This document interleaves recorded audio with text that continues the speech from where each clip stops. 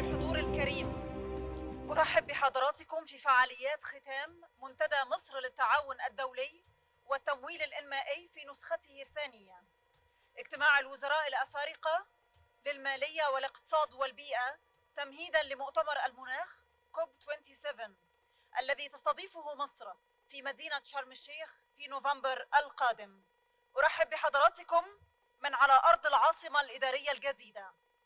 هذا المنتدى الذي تشاركنا وتناقشنا فيه على مدار 3 أيام للخروج بتوصيات واضحة وبناءة حول تعزيز العمل المناخي في قارة إفريقيا وتوفير التمويل لمشروعات التكيف والتخفيف من تداعيات التغيرات المناخية ومناقشة تعزيز الأمن الغذائي في القارة وتشجيع المؤتمر الدولي على تنفيذ تعهداته بشأن دعم الدول النامية والاقتصادات الناشئة لتنفيذ طموحها المناخية. نبدأ الآن فعاليات ختام المنتدى مع كلمة السيد جون بول آدم مدير قسم التكنولوجيا وتغير المناخ وإدارة الموارد الطبيعية بلجنة الأمم المتحدة الاقتصادية لإفريقيا، فليتفضل.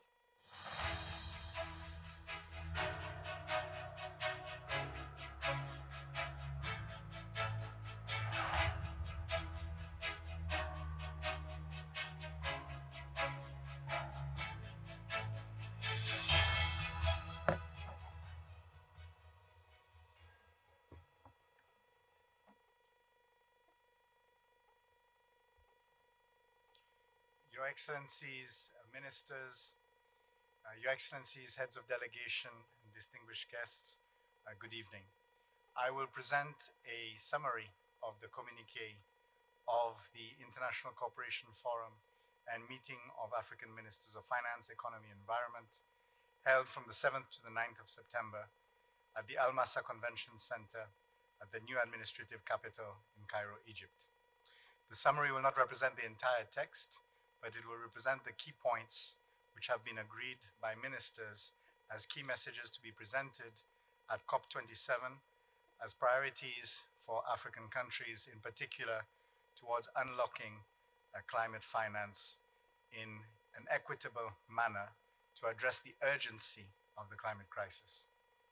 First of all, expressing our gratitude to His Excellency the President Abdel Fattah al-Sisi and the government of Egypt for having hosted the event and ensured all the necessary conditions for the successful completion of its work, which was marked by fruitful and high-quality discussions on the monitoring and evaluation of the progress achieved, exchange of experiences in the areas of climate finance in Africa, and the formulation of key messages aimed at accelerating a just and holistic implementation of the 2030 Agenda for Sustainable Development and its Sustainable Development Goals, Agenda 2063, the Africa we want of the African Union, as well as of the United Nations Framework Convention on Climate Change and the Paris Agreement. The communiqué acknowledges the urgent need for reliable and predictable sources of climate finance for African countries. The communiqué considers the disproportionate impact of climate change and nature loss on the African continent, recognizing its low carbon footprint and low contributions to the impact of to the phenomenon of climate change, but recognizing also the opportunity of African countries to invest in a climate resilient future. The communiqué also points out Africa's role in carbon sequestration and the great importance of carbon sinks on the African continent. It recalls the significant development financial needs of the continent, which have been exacerbated by the COVID-19 crisis and by the food and energy crisis associated with the war in Europe. It recalls that African countries have already made very ambitious commitments through their nationally determined contributions, totaling up to $3 trillion by 2030. It underlines the need for continued ambition through nationally determined contributions from all countries and the need for nationally determined contributions to be updated, reflecting the urgency of the climate crisis. It is deeply concerned by the worsening macroeconomic conditions affecting African countries, marked by high inflation, rising global interest rates, decreasing fiscal revenues, capital flight, and the associated deterioration of domestic capital markets, and recognizing that African countries are the least responsible for this deterioration of macroeconomic fundamentals, while having the least tools to respond. Deeply concerned as well on the various intertwined social, economic, environmental effects of climate change and the depletion of the continent's natural capital. Underlining the high vulnerability of African countries, in particularly least developed countries, landlocked countries, and small island developing states, and their limited capacities to address the impacts of climate change. And recalling that Africa receives less than 5.5% of climate financing, most of which is dependent on official development institutions. The communiqué also aims to capitalize on the growing interest of institutional investors, such as those represented by the Glasgow Financial Alliance for Net Zero, in investing in the emerging opportunities on the African continent for climate resilience, and also acknowledges the critical role of multilateral climate funds in achieving investment for climate resilience. It stresses the need to scale up investments towards climate adaptation and mitigation, address loss and damage, and highlighting the importance of improved access to quality and quantity of climate financing, leaving no one behind, underpinning an ambitious and realistic, actionable climate agenda that is rooted in the principles of justice and equality. In terms of the action areas identified for COP27 under the communiqué, firstly, the communiqué reaffirms the focus on mobilizing resources for resilience and establishing a new collective goal on climate finance. It reiterates the need for commitments made under the UNFCCC process to be achieved and these engagements to be honored. It strives to enhance Africa's resilience and adaptation capacity to achieve the global goal on adaptation, calls on African countries to strengthen their own institutional arrangements to enhance efforts to adapt to the effects of climate change, urges developed countries to fulfill their pledges, in particular on the mobilization of the 100 billion, and requires all unfulfilled commitments to be honored as soon as possible. In terms of the setting of the new collective goal on climate finance, the new goal should be based on the needs identified by developing countries in their nationally determined contributions, and as reflected in the needs report, and no less than 2% of global GDP, additional to the official development assistance commitments and decadal and annual financing goals linked to pledges and actions of developed countries as requested in the Paris Agreement and based on the urgent needs and priorities of developing countries. The second main action area is reducing the cost of green borrowing and the enabling role of international financial institutions and multilateral development banks.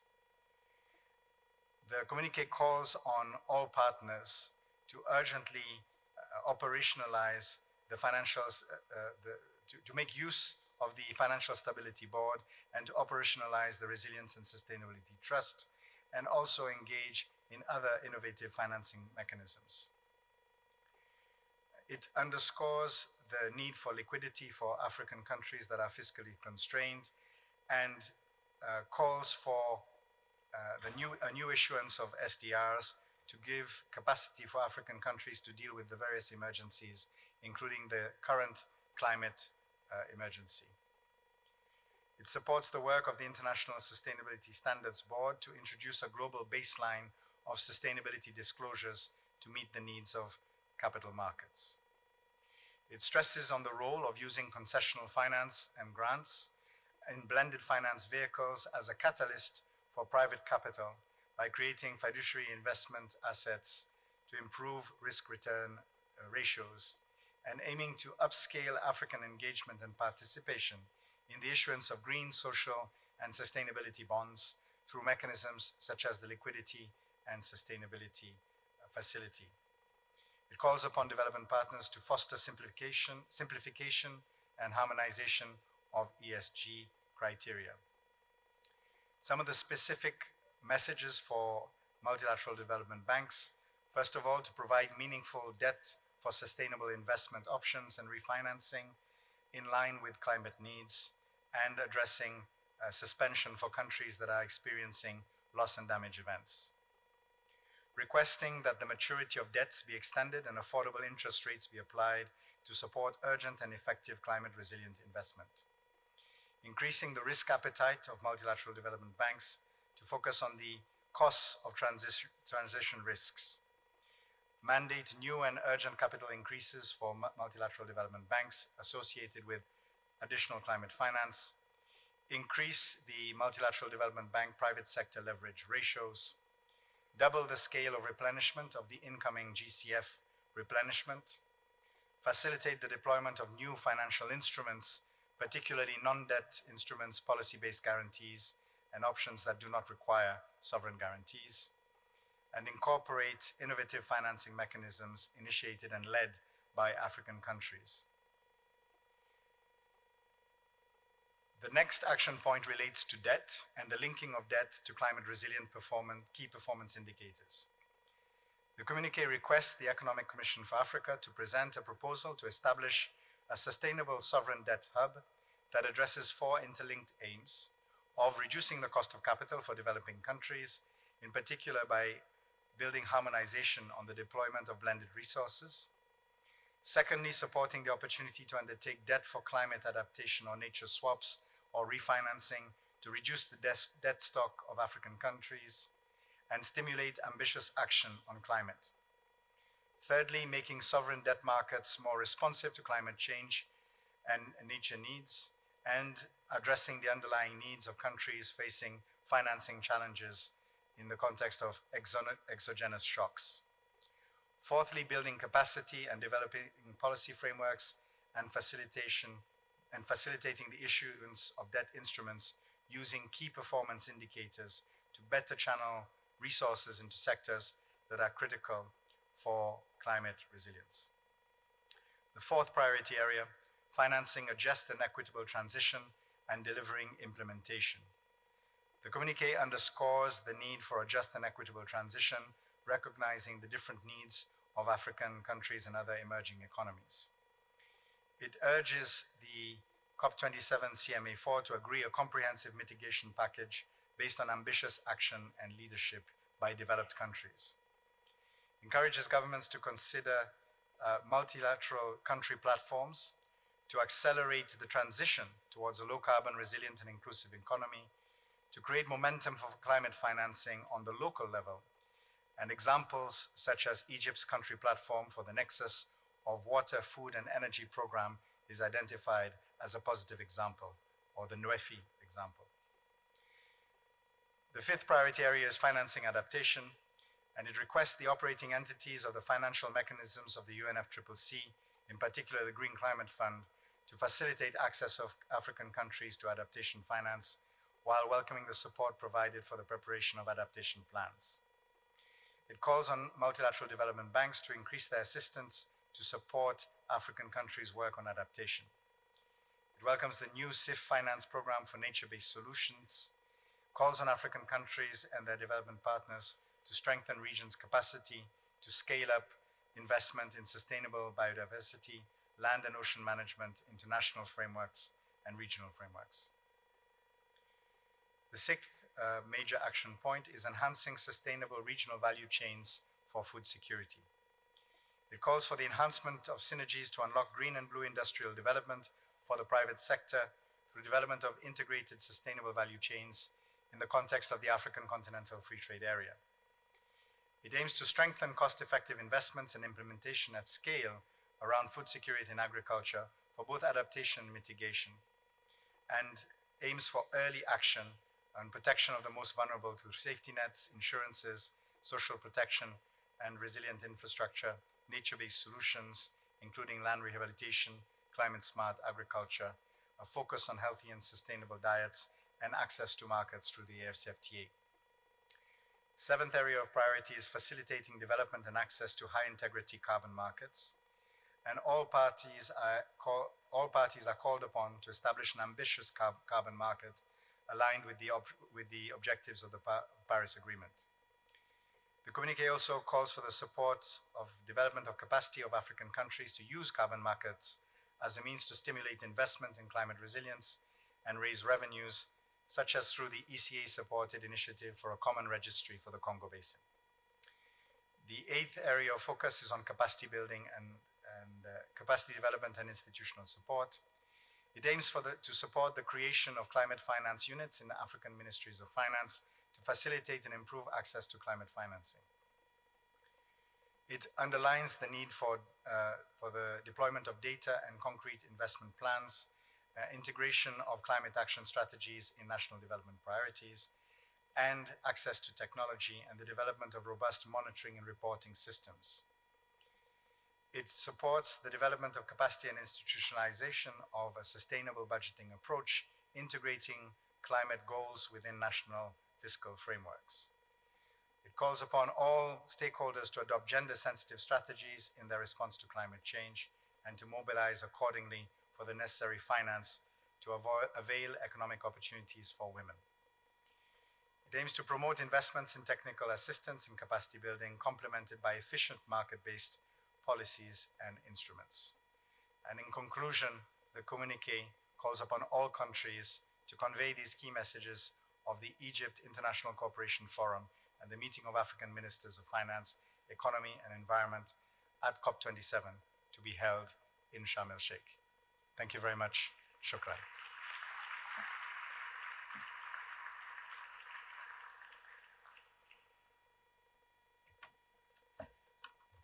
شكرا السيد جون بول آدم على هذه الكلمة. والآن مع كلمة الدكتورة حنان مرسي نائبة الأمين العام التنفيذي وكبير الاقتصاديين للمفوضية الاقتصادية لإفريقيا بالأمم المتحدة، فلتتفضل.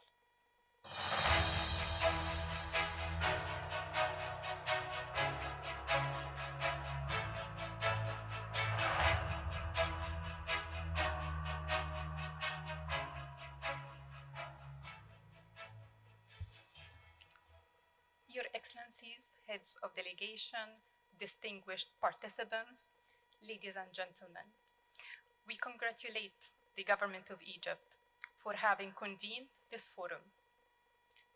No issue requires more cooperation than finding solutions to the climate crisis. The essence of cooperation requires partners willing to listen and partners willing to act. The United Nations Economic Commission for Africa has been delighted to co-convene the Forum for African Ministers to engage ahead of COP27 on issues which can transform the finance landscape. For this African COP, we're seeking to not only have pledges at COP27, but to redefine the landscape for climate finance. The unfulfilled $100 billion promise is one which threatens to put cooperation for climate action at risk. We have to recognize at this juncture that the succession of crises from the COVID pandemic to the war in Ukraine has actually fractured the ability to address financing for development. Africa's NDCs are estimated at over $3 trillion worth of investments in adaptation and mitigation. Achieving energy access alone in line with SDG 7 represents $500 billion investments by 2030 for African countries. Official development, at the same time, official development finance must act as a catalyst to unlock additional financing in Africa and the most climate vulnerable countries. And if done right, it can create the opportunity to create market conditions for African countries to have predictable access to climate finance. We really need to prioritize African agency in the mobilization of finance. and there is the urgency as well to do it. In that context, the issue of access to private sector finance and for it to be affordable is key for African countries, and this is why focus of the event has been the means of reducing the cost of green borrowing. Green bond financing has become increasingly the vehicle used to channel finance to climate resilience. The overall issuance of green bonds more than doubled between 2019 and 2021 globally. However, Africa has only less than 0.5% share of these global issuances. I think there is something fundamentally wrong with that picture. The high cost of issuance is a key part of that, as is the limited opportunity for trading of African bonds on secondary markets. Let me recall here that African infrastructure projects default rate are actually low at around 5%. And if we even compare it to other regions in the world, it's much lower compared to 13% in Latin America and about 9% in Asia and Eastern Europe. It's in this context that the Economic Commission for Africa has supported the development of a liquidity and sustainability facility. This could generate savings of up to $11 billion in 5 years on interest rates for African sovereign issuers. We must also use this African COP to link debt issuances to climate resilience. The use of key performance indicators set by countries themselves, aligned with their NDCs, is a key way to translate ambition expressed by African countries to actually affordable climate-linked investments. We welcome the proposed creation of a sustainable sovereign debt hub to support countries to be able to refinance existing debt or issue new debt aligned with key performance indicators for climate. This hub would allow countries to propose swaps of expensive existing debt to generate new resources, to invest in climate resilience, and also allow new issuances to be done linked to climate resilience objectives. Mobilizing predictable sources of revenue is a priority for African countries. And in this context, the Economic Commission for Africa has been supporting the development of capacity of African countries to access carbon markets. Specifically, the Commission has supported the development of a harmonized protocol and creation of a regional registry for the potential issuance of carbon credits by countries of the Congo Basin Climate Commission. A high integrity carbon market can actually stimulate ambition to develop sustainable value chains that protect Africa's natural capital. Critically, it can create incentive to prioritize climate resilience while actually raising resources that can invest in addressing climate goals, as well as sustainable development goals more broadly. ECA has estimated that if African countries are able to trade their carbon at least $50 per ton, this creates a flow of around $15 billion a year. I think this is quite telling, the type of resources that the continent can actually obtain if the global system is actually properly compensating the continent for its contribution to the solution of climate change. Finally, allow me to highlight ECA's role in facilitating the development of a pipeline of projects for the continent. We convened the first of regional roundtables on climate finance in Addis from 2nd to 4th of August, where over $100 billion of projects were identified, both in the adaptation and mitigation. We have had realistic conversations on how these projects can be financed.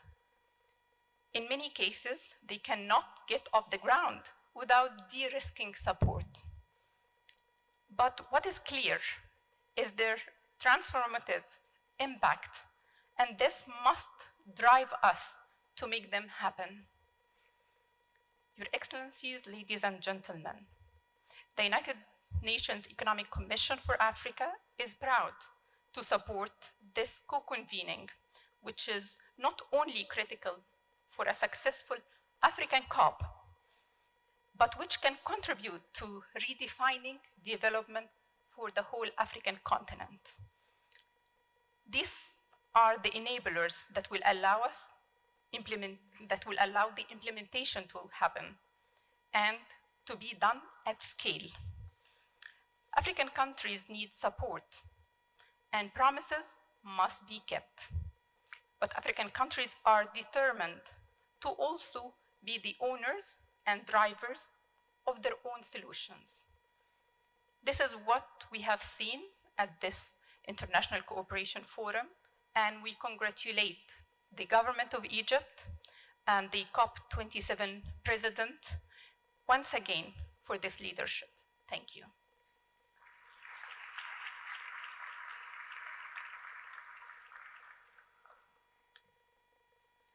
شكرا دكتورة حنان مرسي على هذه الكلمة. والآن مع كلمة الدكتورة ياسمين فؤاد وزيرة البيئة لجمهورية مصر العربية.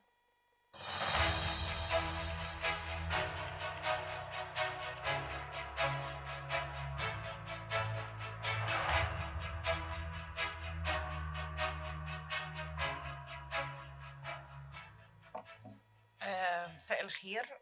مش عايزة أطول عليكم، أكيد الكل تعب، اليوم كان طويل قوي. السادة الوزراء، السادة رؤساء الوفود، الحقيقة كانوا 3 أيام مثمرين، يعني مليانين بالأمل والتفاؤل والعمل الجاد، ومخرجات زي ما شفناها في البيان كلها بتصب لصالح أفريقيا. يمكن أهمية هذا المنتدى إنه لأول مرة بيجمع وزراء البيئة الأفارقة ووزراء المالية ووزراء الاقتصاد. كان دايما كل يعني قطاع بيتكلم لوحده، ولكن احنا عشان بدأنا نتكلم مع بعض، وزير المالية المصري دكتور محمد معيط ودكتورة رانيا المشاط وزيرة التعاون الدولي، وأنا بصفتي وزيرة البيئة، ليس فقط في تحضير الكاب، يمكن قبل ده لما ابتدينا نشتغل على إطلاق السندات الخضراء وبعض المعايير الأخرى، زي ما مصر حطت معايير الاستدامة البيئية في الخطط بتاعتها لتقدير الموازنة العامة. ويمكن اشتغلنا أكتر كمان لما جمعنا بعض وقررنا نعمل استراتيجية وطنية لتغير المناخ 2050 من خلال المجلس الوطني لتغير المناخ. فحبينا ننقل الحقيقة هذه التجربة إلى أصدقائنا وأشقائنا في الدول الأفريقية. الحقيقة أفريقيا الأرقام اللي محتاجاها عشان تقدر تشتغل على السيناريو بتاع 1.5 درجة مئوية، بنتكلم على 20 ل 50 مليار دولار سنويا. ولو غيرنا السيناريو وقلنا فوق 2 درجة مئوية، بتحتاج من 18 ل 60 مليار دولار، والأرقام دي لغاية 2050. ودايما هناك تكلفة لعدم وجود أي إجراءات تدخلية من جانب الدول عشان تواجه آثار تغير المناخ. دون الدخول في تفاصيل، احنا النهاردة لدينا فرصة جيدة جدا ان احنا نقدر ان احنا ننفذ فعليا الاحتياجات القارة الأفريقية، ليس فقط لأن جمهورية مصر العربية بتقوم برئاسة مؤتمر المناخ، ولكن أيضا لأن هناك إجراءات اتعملت في عملية التخطيط على مستوى القارة الأفريقية. 1، الخطط المساهمات الوطنية بتاعة الدول داخل القارة الأفريقية. 2 قضية التكيف وأهميتها للقارة الأفريقية وخروج من شهرين أول استراتيجية إقليمية للقارة الأفريقية للتكيف والصمود من خلال الاتحاد الأفريقي. 3 لو هنتكلم على الهيكل المؤسسي اللي هو بيؤهل القارة الأفريقية للحصول على التمويل في مجال التكيف، لدينا المبادرة الأفريقية للتكيف التي تم إطلاقها في باريس في 2015. حين شرفت مصر أن يكون السيد الرئيس عبد الفتاح السيسي منسق لجنة دول وحكومات أفريقيا لتغير المناخ. النهاردة وإحنا رايحين كوب 27 الرئاسة المصرية بتضع كل ده في قلب عملية المناقشات للقارة الأفريقية.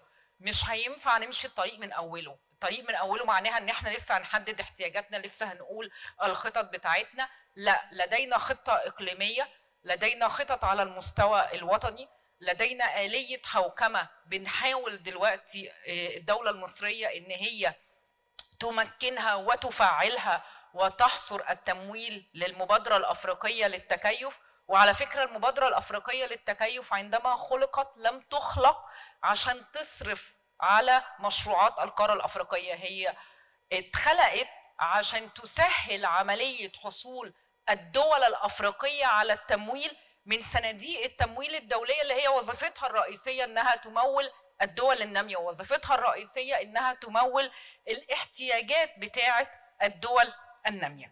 ومن هنا كان مهم قوي وإحنا حاطين كل ده نصب أعيننا إن إحنا نطلع بمجموعة من المبادرات الدولية اللي يكون لدينا شركاء من المجتمع الدولي، من الدول المتقدمة، من المنظمات الدولية تخدم القارة الأفريقية، ولكن تخدم الاحتياجات الإنسانية للقارة الأفريقية. من ضمن المشكلات البيئية والتي تعتبر من أهم قضايا تغير المناخ في القارة الأفريقية مشكلة الطاقة، كيفية الحصول على الطاقة.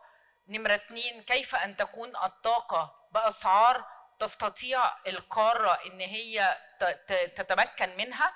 3 إن احنا نقدر إن احنا نكتر المشروعات بتاعة الطاقة بمختلف أشكالها وأنواعها. ومن هنا كان مهم إن الرئاسة المصرية أن تقوم بإن هي بإعداد مبادرة اسمها الانتقال العادل للطاقة، وتكون أفريقيا في قلب هذه المبادرة. 2 التصحر ومشكلة الغذاء في أفريقيا، وكيفية أن هناك تأثير واضح لتغير المناخ على التربة. ومن هنا قامت الرئاسة المصرية بالبدء في إعداد المبادرة الخاصة بدعم النظم الغذائية ودعم الزراعة في القارة الأفريقية بالتعاون مع منظمة الأغذية العالمية وكذلك منظمة الزراعة. نمرة 3 مش هنقدر نقول واحنا بنتكلم على أفريقيا إن هناك ثروات طبيعية. هذه الثروات بتتمثل في الغابات، بتتمثل على إن هي مصدر رزق حقيقي للشعوب الأفريقية. فكيفية الحفاظ على الثروات الطبيعية والحفاظ على التنوع البيولوجي، لأن بيتبني عليه بيوت كتيرة جدا في أفريقيا وشغل كتير جدا، لازم إن احنا نحافظ على هذه الثروات الطبيعية. أخيرا وليس آخرا المرأة الأفريقية هي أكتر حد بتتحمل وبتتضرر من آثار تغير المناخ. شأنها شأن المرأة في العالم كله، لكن في أفريقيا لديها مسؤوليات أكتر، لديها مسؤوليات إن هي توفر سبل العيش المستدام، بتوصل أولادها، بتعمل الأكل، بتقدر إن هي تشتغل بره. وقت لما بيحصل كارثة مناخية هي اللي بتدفع الثمن وهي اللي بتقوم بكل الأدوار. وبالتالي كيفية الحفاظ على دور المرأة وتكون أكثر صمودا أمام تغير المناخ، وكيفية نشر ده على مستوى أسرتها. كل ده الحقيقة بيصب في حاجة واحدة حابة أقولها في الآخر، إن مؤتمر المناخ القادم بجانب إنه مؤتمر للتنفيذ واللي بنسميه الانتقال العادل والطموح just an ambitious transition، احنا بنضع برضو حاجة مهمة جدا إن هو مؤتمر أفريقي، مؤتمر أفريقي متكامل بيهدف لوضع الاحتياجات الإنسانية في قلب عملية مناقشات تغير المناخ.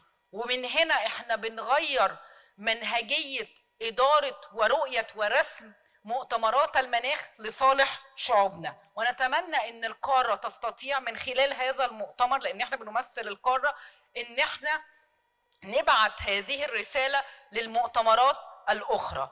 الكل بينظر الينا، وبينظر الينا ان احنا بنتكلم اكتر ما بننفذ على الارض، فايدينا في ايدين بعض هنقدر ان احنا نحكي حكايه مؤتمر المناخ كمؤتمر لدعم الانسانيه امام الحرب والكارثه الخاصه بتغير المناخ، وكذلك مؤتمر يستطيع ان يحقق للقاره الافريقيه اهدافها في اجنده 2063. شكرا.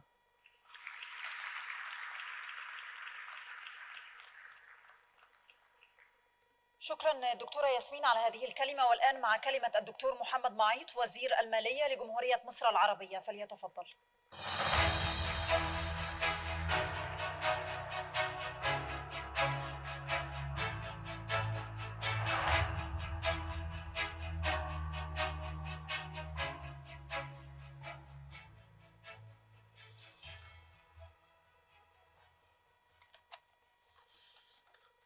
السلام عليكم ورحمة الله وبركاته.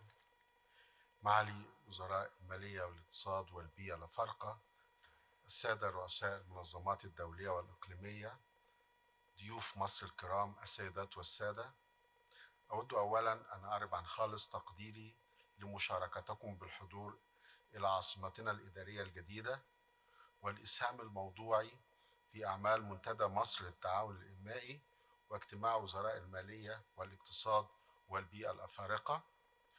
لقد وصلنا إلى ختام هذا المنتدى الهام كخطوة تمهيدية إلى مؤتمر المناخ كوب 27 وخاصة يوم التمويل، ولقد تناولنا العديد من الموضوعات المحورية التي ساهمت بشكل فعال في صياغة ملامح رؤية إفريقية منسقة وموحدة لخريطة أعمالنا خلال الفترة المقبلة وصولا إلى يوم التمويل الذي ستنظمه وزارة المالية على هامش اجتماعات مؤتمر المناخ كوب 27، والذي سوف يتم انعقاده يوم 9 نوفمبر في مدينة شرم الشيخ، ومرورا باجتماعات صندوق النقد الدولي والبنك الدولي في مدينة واشنطن خلال شهر أكتوبر المقبل. إن لقارتنا الأفريقية مطالب واضحة من المجتمع الدولي فيما يتعلق بمسار التمويل، والذي يتضمن التمويل الخاص بالمناخ والتحول إلى الاقتصاد الأخضر، وهو ما تتحمل القارة الأفريقية أسوأ تبعاته بسبب التدهور البيئي، رغم عدم مسؤوليتنا سوى عن أقل من 3% من انبعاثات الكربون العالمية. ومطالبنا التي أعلناها اليوم تهدف إلى ضمان قدرة أفريقيا على القيام بدورها في احتواء انبعاثات الكربون، والتي تحتاج إلى موارد تمويلية كبيرة جدا، حيث تنفق البلدان ما بين 3 إلى 9% من الناتج المحلي الإجمالي على التكيف مع تغير المناخ، بالإضافة إلى الاحتياجات الإضافية من أجل التعافي ومواجهة الآثار الكارثية لهذا التغير المناخي، وأيضا التعامل في نفس الوقت مع التحديات الاقتصادية الناتجة من تداعيات كورونا وتداعيات هذه الموجة التضخمية العاتية والحرب في أوروبا. إن الأزمة الاقتصادية العالمية أدت إلى زيادة التحديات التي تواجهها بلداننا الأفريقية وقارتنا، ولذلك فإننا سنذهب إلى واشنطن ثم إلى شرم الشيخ، وفي أيدينا رسالة واضحة المعالم وموحدة المطالب ومحددة كما ورد في البيان الختامي الذي تفضل بقراءته السيد جون بول آدم. وفي هذا المعنى أود أن أنتهز هذه الفرصة إلى أن أوجه للجنة الاقتصادية الأفريقية جزيل الشكر على ما بذلوه والدعم الكبير الذي قدموه على مدار الفترة السابقة لإنجاح أعمال هذا المنتدى والاجتماعات الخاصة بالسادة الوزراء التي تمت خلاله، وخاصة دكتور فيرا سونغ السكرتير التنفيذي للجنة الاقتصادية الأفريقية التي سوف تغادرنا خلال أيام من هذا المنصب، وأيضا الأستاذة حنان مرسي نائب السكرتير التنفيذي للجنة الاقتصادية، والسيد جون بول آدم مدير تكنولوجيا وتغيير المناخ باللجنة الاقتصادية الأفريقية.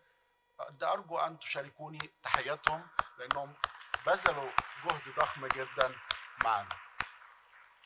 السيدات والسادة، وكوزير لمالية جمهورية مصر العربية وكمستضيف ليوم التمويل، سوف أحرص على ضمان نقل رسالة أفريقيا إلى هذا المحفل، وأنتظر إسهامكم القائم خلال الفترة القادمة على أمل أن نحقق إطارا صحيا ومستداما وواضحا للتنفيذ نحو تخفيف وطأة التحديات الاقتصادية العالمية ونحو الحفاظ على المناخ للأجيال القادمة في هذا العالم.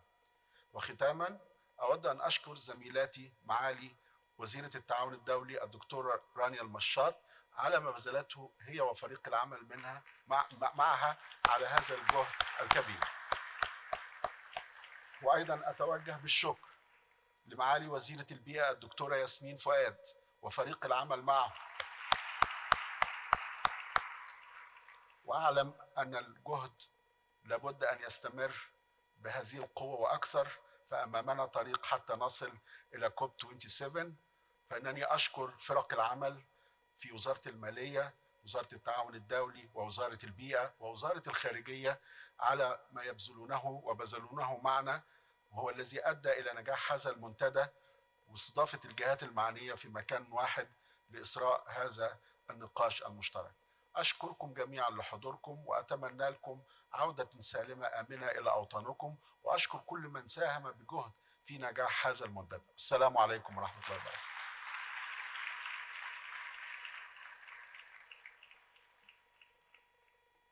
شكرا دكتور محمد معيط على هذه الكلمة. والآن مع كلمة الدكتورة رانيا المشاط وزيرة التعاون الدولي لجمهورية مصر العربية، فلتتفضل.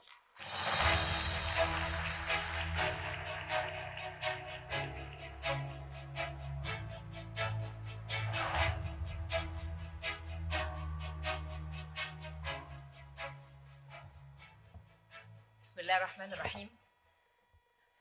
دكتور معيط، معالي وزير المالية، دكتورة ياسمين، معالي وزيرة البيئة المصرية، وزراء الأفارقة للمالية والاقتصاد والبيئة، السيدات والسادة الوزراء، رؤساء مؤسسات التمويل الدولية، الحضور الكريم. الحقيقة قبل ما أبدأ حديثي عايزين نوجه الشكر والامتنان للسيد الرئيس عبد الفتاح السيسي رئيس الجمهورية، حيث شكل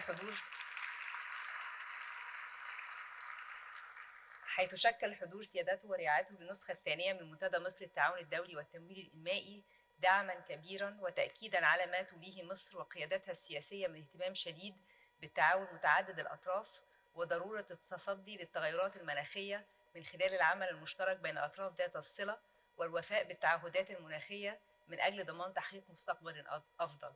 ولقد كانت كلمة سيادة الرئيس رسالة واضحة وقوية، حيث أوضح أن جهود مواجهة التغيرات المناخية في أفريقيا تحتاج إلى مزيد من الدعم من المجتمع الدولي، خاصة وأن القارة هي الأكثر تأثراً بالأضرار الناجمة عن التغيرات المناخية. الحقيقة الثلاث أيام للمنتدى شهدوا العديد من الجلسات، ورش عمل، مناقشات ثرية، خرجنا بتوصيات، وبنشكر ما قامت به وزارة المالية من التنسيق مع UNECA، لأنه ده الحقيقة يعتبر تمهيد زي ما الدكتور معيط تفضل ليوم التمويل. ويمكن مفيش مؤتمر مناخ بيبقى ناجح بدون تركيز بشكل مفصل عن تمويل أجندة المناخ، واللي مصر حريصة جدا أن تبقى هذه الأجندة متسقة مع أجندة التنمية في أي دولة.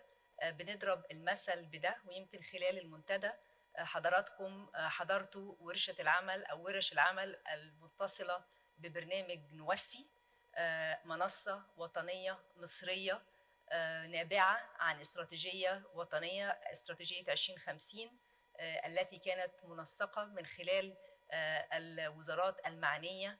هذه الاستراتيجية لها أولويات قطاعية مهمة، ويمكن يعني انطلاقا من الشراكات القوية التي تتميز بها جمهورية مصر العربية مع المؤسسات التمويل الدولية، وضعنا برنامج نوفي Nexus of Water, Food and Energy. وزي ما شفنا في ورش العمل المختلفة في دعم كبير جدا ونموذج ممكن ان هو يتكرر في بلاد افريقيه اخرى.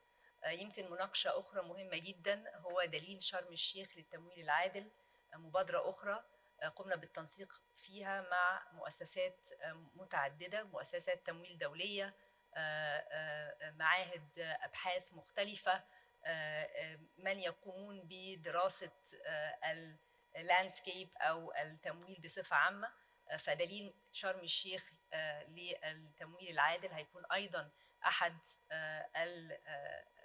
المخرجات من يوم التمويل يوم 9 نوفمبر في شرم الشيخ. المنتدى كان يتميز بورشة عمل مهمة جدا عن التعاون جنوب جنوب والتعاون الثلاثي، وكان معانا أكثر من مؤسسة دولية بتقوم بالإعداد والتنسيق على هذه الورش، أكثر من 13 دولة أفريقية بأكثر من 70 مشارك في هذه الورش، والحقيقة كانت لها أثر مهم جدا، ومستمرين إن شاء الله في مثل هذه المبادرات، لأن اللي سمعناه من أشقائنا من القارة ومن مؤسسات عديدة جدا إن تبادل الخبرات مهم في الفترة القادمة، عشان ما فيش وقت نضيعه، ولكن ممكن إنه ما نجح في بلد ينجح في بلد أخرى بشكل ووتيرة أسرع. في النهاية زي ما الدكتور معيط تفضل، هذا المنتدى كنتاج عمل لأكثر من شهر، يعني أشهر عديدة. بنشكر بالتأكيد فرق العمل في وزارة المالية، في وزارة البيئة، في وزارة الخارجية، وشكر خاص لفريق العمل في وزارة التعاون الدولي لكل الجهد الكبير اللي قاموا بيه في صياغة المنتدى علشان يطلع بهذا الشكل المتميز. وإن شاء الله ما بنقول إنه العمل بيبدأ دلوقتي، إحنا ما خلصناش. النهاردة عندنا توصيات اتقرت في الجلسة الختامية، علينا العمل عليها 60 يوم لحد شرم الشيخ وما بعد شرم الشيخ إن شاء الله. شكرا جزيلا.